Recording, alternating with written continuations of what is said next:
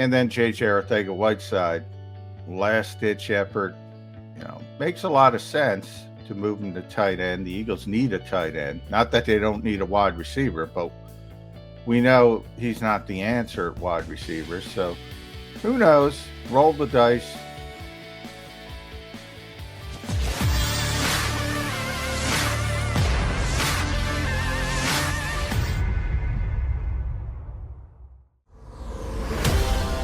Less than a week, 6 days and counting before the Eagles get on the clock at a couple different places in the first round. Will they stay in those places, move elsewhere? And we'll continue to debate it for the next 6 days right here on Birds 365 with your Mac and Mac guys, McMullen and McDonald.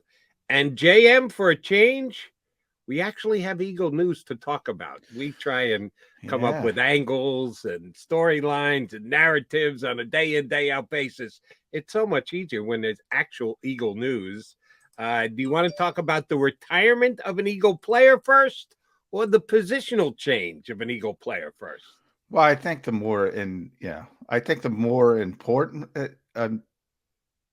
is it more important? I don't know. But I didn't say big news. I just said news. More high profile. I was waiting for Xander to do a football 24/7 and ask me to do one for the big JJ Arcega-Whiteside move to tight end. Cameron Malveaux retires from football at the age of 27. There's probably some Eagles fans who didn't realize who Cameron Malveaux was. But he did play. And I guarantee you they can't spell his last name. They may recognize the name, but they couldn't spell his last name. If they know French, they can. You get a little Malveaux at the end. But, Cameron actually played at the end of the season, for people who don't remember. He played in the playoff game against Tampa as well. So 27 years old. Obviously, he came in late as a practice squad player, got elevated a few times. I think he played 3 games.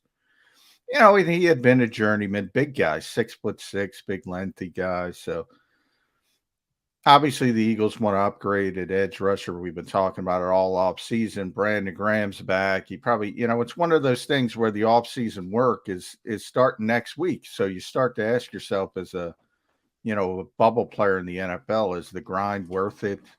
It's going to start up and all that kind of thing. And that's probably where Cameron was and said, you know what, I've had a nice little run here, so let's call it a career. And, good for him. 27, gets out. Not a lot of people can say they played in the NFL, Jody. So it's pretty good. And he stuck around on the fringes, but he stuck around for 5 years. Not everybody does either. Some people come into their one training camp, find out, all right, I'm just not as good as these guys. It's time for me to get on with the rest of their lives, and never get another chance. Malveaux was with about 5 or 6 different teams. He jumped around to a bunch of different teams. Yeah, he's not the most physically gifted guy, but he had certain traits. And he always said, he was a two-star recruit going into college at the University of Houston. So, made it a long way. And part of it was he's 6'6", 265. So, he had certain NFL traits. And when injuries start to pile up, you need players like that. And he was able to make a nice little run for himself with those traits. So congratulations to Cameron. Hopefully things go well for him. Nice guy as well. And then JJ Arcega-Whiteside, last-ditch effort, makes a lot of sense to move him to tight end. The Eagles need a tight end. Not that they don't need a wide receiver, but we know he's not the answer at wide receiver. So who knows? Roll the dice, go to camp, try to figure it out, see if he can handle it. But I will say this, it's one thing, you can look at it both ways, Jody. You can say, well, he can't get open against NFL corners. But you know what? He probably can get open if you can manipulate it against NFL linebackers or NFL safeties. Now, the problem is he's a good blocker as an NFL wide receiver. There's a big difference from blocking cornerbacks than there is to blocking linebackers and safeties and defensive ends, which will be asked to do a tight end. So you can kind of look at it. It's probably going to help him from the receiving end, but it's not going to help him from the blocking end. And even though the NFL has changed a lot over recent years and you have all these flex tight ends and all that, remember the flex tight ends, the great flex tight ends, Travis Kelce obviously would be number one. Teams try to cover them with corners anyway. So you're in the same kerfuffle. I mean, if you can't get open, they're going to put corners on them. So it's not like you have to be able to manipulate it the right way to make sure linebackers and safeties are on him. It's a long shot, but he wasn't going to make the team as a receiver, so you might as well try a tight end. All right, I got a couple JJAW questions for you, but on Malvo first. I kind of feel bad to a guy like me who doesn't cover the team day in and day out down there at the NovaCare complex, asking questions after games, before games, and the job that you do so well. You probably don't know a guy like Jonathan Malvo as well as you would because of the COVID regulations that this was 2005 and you were covering the team and you were talking about the same exact situation. You probably have a better grasp on the guy because you're in the locker room and you get a chance to see him interact with his teammates and maybe ask him a question or two that you don't have to have a one session. He has to be brought in by, oh, by the way, was Calvin, he ever brought in for a media session? Yeah. And by the way, really? I remember it, and I remember it because it was Zoom for some reason. It was reason. I can give you the reason. It's called COVID, J-Mac. Well, no, I mean, last year was pretty much we would go down, but at the end of the season, it shifted back a little bit, and we went back to Zoom for a little bit. Most of the time when we were interviewing guys, we were down at the NovaCare complex. We weren't in the locker room, but right. We were in the... and you as a beat guy, if you want to explain, please tell us the difference between a Zoom, a meeting a guy in a specific room with all your other fellow guys directed at just one guy. That's a whole different vibe and a whole different feel than being able to go up to a guy at his locker in the locker room. Yeah, well, it's a different vibe than even being down. Like being down there is better in the media tent than Zoom. And there's, a lot of it is, what the hell are we doing here? Because we're talking to guys off to the side, but we can't go in the line, it's the whole thing. But, the whole thing was silly at a certain point. But last year when they scaled things back is when he came in and he started to play a little bit. So we were back to doing things via Zoom, at least on certain occasions. It was a ridiculous thing. But I remember that for Cameron, because he was so excited to be, to talk to us. And, other guys, it's torture for them. Oh, indeed, they got to pull over there one time a week, and they're like, And Cameron was so excited and just so thrilled to be there. And that people wanted to talk to him. And, Philadelphia. I'll give you an example of Philadelphia, Jody. Daniel Jeremiah that did his final conference call with reporters before the draft yesterday afternoon. So I'm on it was a Zoom call, actually. But I'm on the Zoom call, and I like to do this. There's 70 reporters on the Zoom call from all across the country. Right. So there's 32 teams, right? So I counted them up.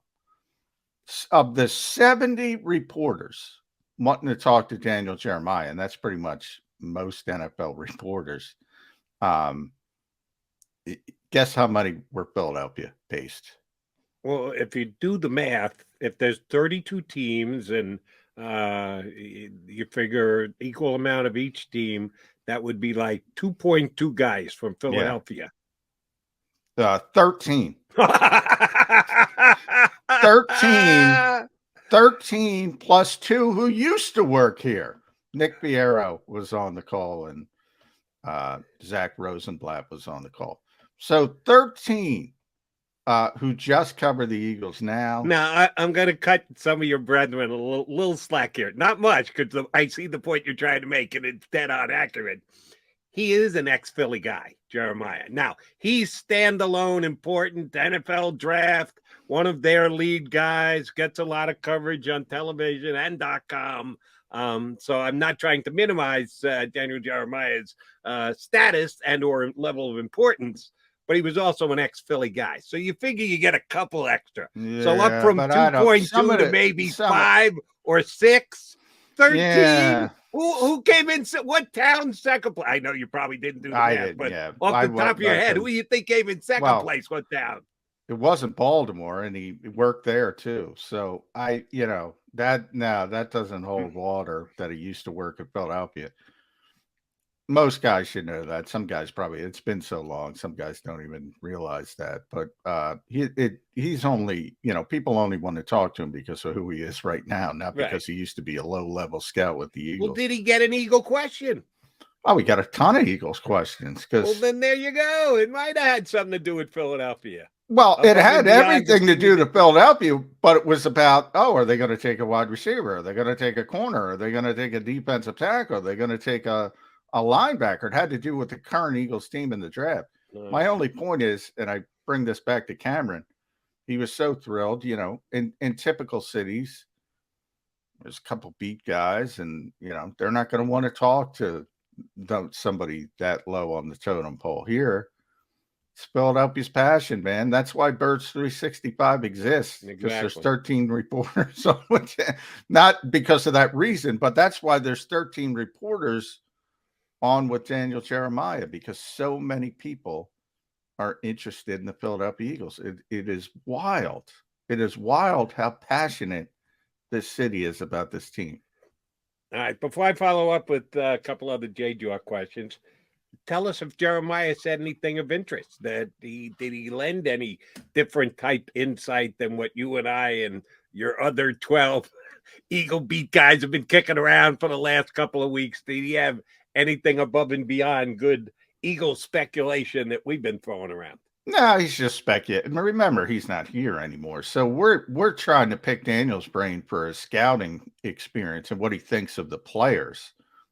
He's covering 32 teams now, so he's got to worry about everybody. So it's really difficult to be on the beat. Like, I don't know what the freaking Chargers are going to do, or people are saying, because I'm not there every day. So he's not here every day, but he understands the needs of the team. He used to work for Howie Roseman, so he has a little bit of an understanding, but Howie's evolved a lot since he was here. So he has a little bit understanding, but he was mainly talking about the players. I know he predicted Chris Olave is going to be an Eagle. So, if you want to take that to heart, you can throw there. I think he's one of the players.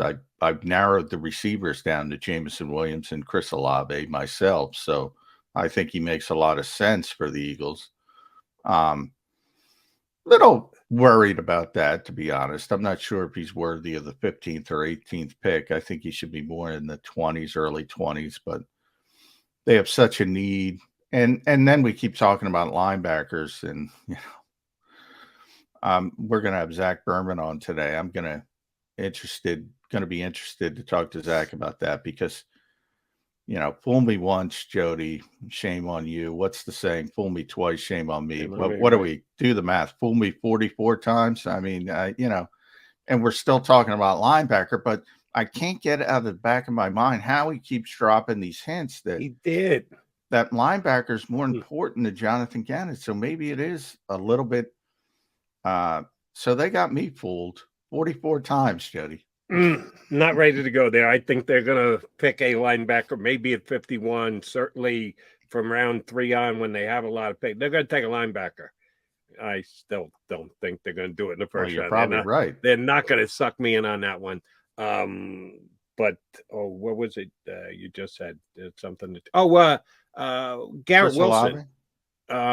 You're discounting that Wilson will be available at number 15? Yeah, I don't think he's going to be there. Okay. I don't think he's going to. In fact, Daniel said the guys who probably aren't going to be there are Garrett Wilson and Drake London, and then the Eagles would have their pick of the remaining 3 receivers, and I would take Williams. I'm on record with that. But there's the ACL to worry about. I'm not sure if Jameson's going to be there, to be honest. I think people might realize what a talent he is and be willing to wait a couple months. And I don't think he's going to reach to 15 when all is said and done. I think London might be the one who's there instead of Jameson Williams. But I don't think Garrett Wilson is going to be there. If Williams and Wilson are gone, Olave or London, which one would you take if you were the Eagles? Oh, Olave. I said I don't want Drake London. I don't want Treylon Burks because I don't see evidence of the Eagles being able to take advantage of that type of player. Now, maybe that's a little bit of, burnt over the years of being with, failing with JJ and the bigger bodied receiver, failing with Jalen Reagor and the manufactured touch guy. I just want a guy, I said, that can run routes. I want a guy where you don't have to do things and do special things to get him involved in the offense. I want somebody who can just create separation on his own, like Devontae Smith. And of those three names, that would be Chris Olave. Now, I think Jameson Williams, if he's there, would be better than Chris Olave. And since the Eagles are building anyway, why don't they wait? They're waiting for everything else. They might as well wait for Jameson Williams. So that's where I am at wide receiver. I agree with you. And I end up in the same place, but for kind of different reasons. Yours is more predicated on in the first year of the new era of coaches that they have, the Nick Sirianni / his system. They didn't show you that they can use a larger receiver, a bigger guy. Mine is more the fact that I don't want to draft somebody just because of his height and or his catch radius. I want the best player. I rank the players. I put them in an order. I'm not going to try and fit a square peg into a round hole just because it looks like a need to me. No, give me the best player. That's all I would need to know. Well, you're on an island there because I would say most people most scouts will grade Drake London ahead of Chris Olave. But, yeah, I don't. Yeah. I think which is good. Wilson, Williams, Olave, London, Burks, just pure talent, not worried about who's 6'3" as compared to who's 6'1" or whose catch radius is this or that. Just know the ability to play wide receiver coming from college into the National Football League. Well, that's good, Joe. You're not falling prey to the group thing because if you look at everybody's, the big guys, I don't think any of them have Chris Olave ahead of Drake London. But, some of the injury concerns have been creeping up, and he didn't run at his pro day again, which was really late. So maybe he'll take a little knocks from that. But everybody seems to love him.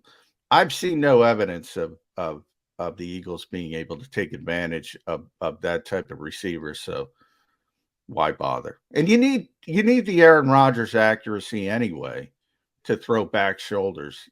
Jay Cutler to Alshon Jeffrey back in the day, back shoulder, bang, bang. You need that perfect accuracy. Eagles don't have that right now anyway. So here's the reason why I don't put as much stock in it, sounds like, as you do. Who was that guy last year? JJAW? Who was that guy last year? Reagor? I mean, I will cut the Eagles some slack that they couldn't develop that guy because there wasn't that player there to be developed. There wasn't enough talent. I agree with that. But as I've said with this staff, and because they were spun as developmental people, teachers, blah, blah, blah. Okay, I agree with you. JJ's not good enough, but I would have liked to have seen incremental improvement under the teachers versus the guys who couldn't do anything. And as I said, Reagor, if anything, got worse. JJ, if anything, got worse. That's a concern for me. But Quez got significantly better. Yeah. And they won't stop talking about it. You're always going to point to those that actually stepped forward. All right, he's Mac. I'm Mac. That makes it the Mac and Mac Birds 365 show here on the JAKIB Media YouTube channel. Please hit that like button. Coming up next, we're going to have John Stolnis, who joined the show last year with us, formerly of Bleeding Green Nation, does his own Eagles podcast, Eye on the Enemy. He's going to join us next. John Stolnis here on Birds 365.